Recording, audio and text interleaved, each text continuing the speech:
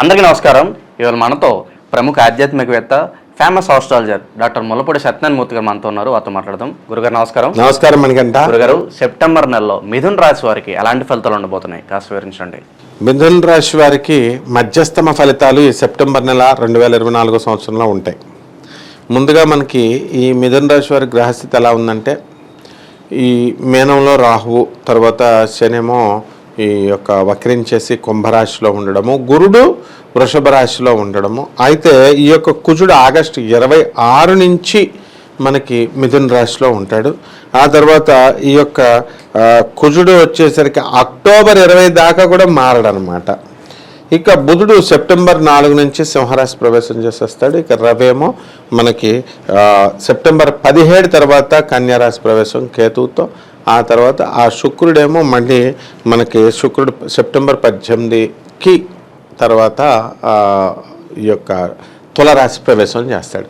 దీన్ని కనుక మనం అబ్జర్వ్ చేస్తే ఈ యొక్క మిథున రాశి వారికి ముఖ్యంగా వృత్తి, వ్యాపార, ఉద్యోగ విషయాలలో కొంచెము జీతభత్యాల విషయంలో ఏం పెద్ద ప్రాబ్లం ఏమి ఉండదు. ఇన్సెక్యూరిటీ ఫీలింగ్ లేదు. జాబులు రన్ అవుతూ ఉంటాయి.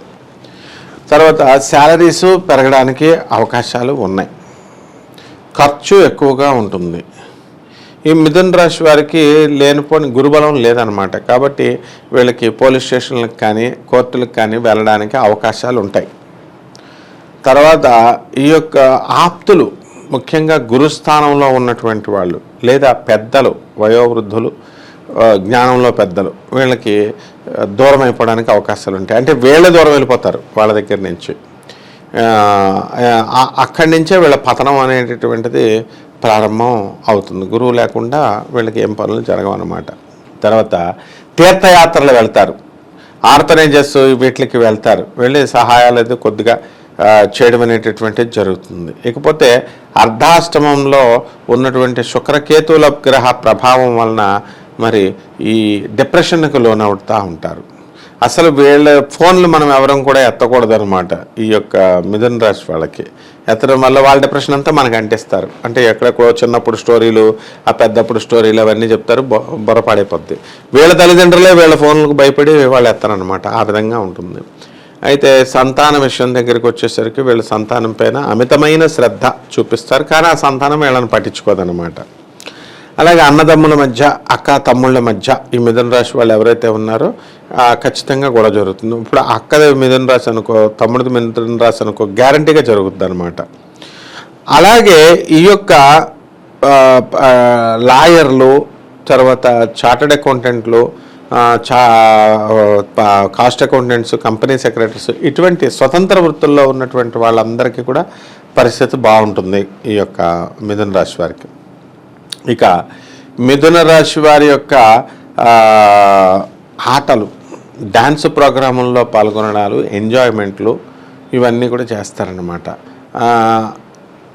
కమ్యూనిటీ అని చెప్తూ మరి ఆ కమ్యూనిటీలో ఉండేటటువంటి మిథున రాశి వాళ్ళు ఎవరైతే ఉన్నారో మరి వాళ్ళంతా ఏంటంటే వాళ్ళ ఇష్టానుసారంగా ఉండడానికి ప్రయత్నిస్తారు. బయట ఇంకెవరో ఒక భర్త భయం లేదు, ఒక అత్త భయం లేదు అన్నట్టు వాళ్ళ ఫ్రెండ్స్తో. ఈ విధంగా మిథున రాశి వాళ్ళు కొంచెం దెబ్బతినడానికి అవకాశాలు ఉన్నాయి. ఎవరి మాట వినకుండా పెంకిగా ఉండడం వల్ల కొంతమంది తల్లిదండ్రులు కూడా వీళ్ళకి దూరంగా ఉంచుతారనమాట వీళ్ళని. కాబట్టి భార్యాభర్తల మధ్య జరుగుతున్నటువంటి గొడవలు ఇంతకుముందు ఉన్నాయి. ఆ గొడవలు మాత్రం సమసిపోతాయి. అలాగా భర్తని బుట్టలో పెట్టేస్తారు వీళ్ళు. కాబట్టి అప్పుడు అంతకుముందు వరకు కూడా మేము వేరేగా ఉన్నాము. మేము మిథున రాశి వాళ్ళు ఎలా ఉంటారంటే, ఒకే ఊరిలో ఉంటే వేరే ఇళ్లల్లో ఉండడము, ఒకే దేశంలో ఉంటే వేరే ఓళ్ళల్లో ఉండడము, ఈ విధంగా కొనసాగించుకుంటూ వచ్చినటువంటిది ఇప్పుడు మారుతుందన్నమాట. అలాగే ఈ యొక్క మిథున రాశి వారికి ఆరోగ్యం కనుక తీసుకున్నట్లయితే మైగ్రేన్, హెడేక్, బిజినెస్, తర్వాత ఈ యొక్క మోకాళ్ళ నొప్పులు ఖచ్చితంగా రావడానికి అవకాశాలు ఉంటాయి.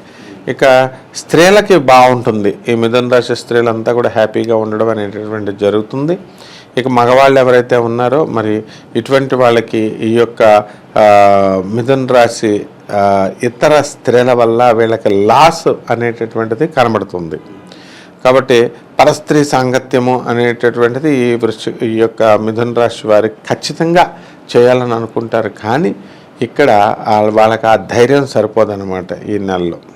కాబట్టి ఈ యొక్క మిథున రాశి వారి ఉద్యోగాల్లో విషయంలో ఎలా అయితే ఉన్నారో ఎదుగుదల టీఏలు డిఏలు అరియర్స్లు అన్నీ ఎలా అయితే వచ్చేస్తాయో, వీళ్ళ తల్లిదండ్రుల పెన్షన్ ఒక 8,000 వస్తుంది అనుకో, ఒక 40,000 వస్తుంటే ఆ డబ్బు కూడా ఏమైంది అని చెప్పేసి వీళ్ళు మిథున రాశి వాళ్ళ తమ్ముళ్ళు వాళ్ళు కొట్టుకొని ఆ అవ్వని చంపేయడం అనేటటువంటిది జరుగుతుంది. ఇవన్నీ చూసి ఏంట్రా బాబు నాకు ఈ పెన్షన్ అని మామిడి గుండా అయ్యచ్చిపోద్ది అనమాట.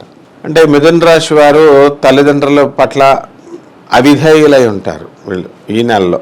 అంటే ఏదో మాట్లాడుతున్నాం ఎక్కువ వీళ్ళంతా కూడా అక్రమ సంబంధాలు పెట్టుకోవడం, తర్వాత లేకపోతే అటువంటి ఆలోచన విధానంలో కొంత పర్సెంట్, అందరూ ఎందుకుంటారు, ఏదో ఒక 1% మంది ఇలా ఆలోచిస్తారు. మిగతా వాళ్ళంతా కూడా మరి ఒక ఎథిక్స్ ఒక పద్ధతి ఉంటుంది కాబట్టి దాని ఒక పద్ధతి ప్రకారం వెళ్తారు. ఏదైనప్పటికీ కూడా మిథున రాశి వాళ్ళు ఈ యొక్క నెలలో కొంత కృతజ్ఞతగా బిహేవ్ చేయడానికి అవకాశాలు ఉంటాయి, ఒక 1% వాళ్ళు.